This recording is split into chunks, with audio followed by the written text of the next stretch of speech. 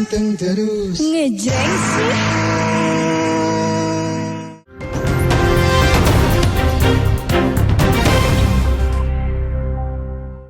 Memandang telah cukup alat bukti sehingga yang bersangkutan kita tingkatkan statusnya sebagai tersangka, yaitu saudara HM selaku perpanjangan tangan dari PT RPT.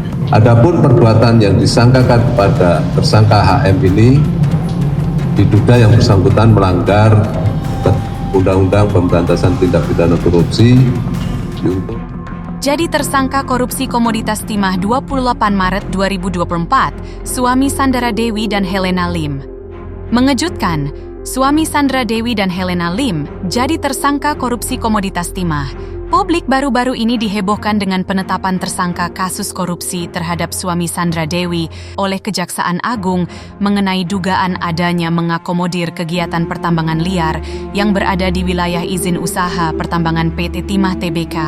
Dalam kasus ini, Harvey Mois pun ditetapkan sebagai tersangka usai Kejaksaan Agung memproses penyidikan karena tersandung kasus dugaan korupsi pada tata niaga Komunitas Timah Wilayah IUP PT Timah Tbk tahun 2015 hingga 2022.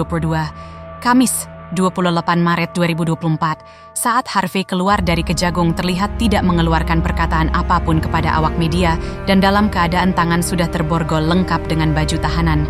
Diketahui melalui media sosial, Sandra Dewi, kesehatan ibu dua anak itu, sedang dalam kondisi yang tidak sehat.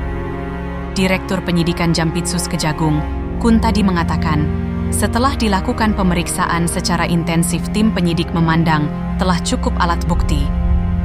Sehingga yang bersangkutan kita tingkatkan statusnya sebagai tersangka, yaitu saudara HM selaku perpanjangan tangan dari PT RPT, katanya.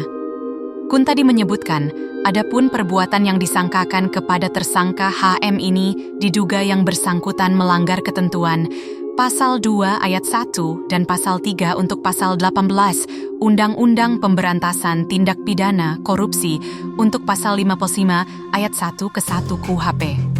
Sebelum suami Sandra Dewi ditetapkan sebagai tersangka atas dugaan korupsi timah Crazy Rich Pantai Indah Kapuk, Helena Lim juga resmi menyandang status sebagai tersangka atas kasus yang sama dengan Harvey, yaitu kasus korupsi komoditas timah.